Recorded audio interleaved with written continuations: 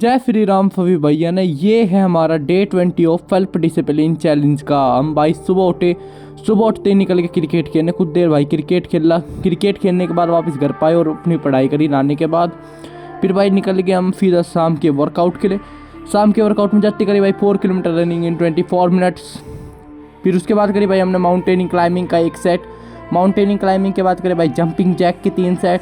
Jumping Jack के 3 set के बाद करे भाई स्क्वाट के 3 सेट। स्क्वाट के 3 सेट के बाद हमने करे भाई फ्लैंक जैक के 3 सेट। फ्लैंक जैक के बाद भाई 3 सेट करने के बाद फिर हमने करे भाई रिवर्स क्रंचीज के 3 सेट। रिवर्स क्रंचीज के 3 सेट करने के बाद फिर हमने करे हील टच के 3 सेट। हील टच के 3 सेट के बाद करे हमने लैग रेजिंग विद क्रंचीज, उल्टा बोलते थोड़ा 3 सेट। फिर उसके बाद हमने करे फ्लैंक के 3 सेट।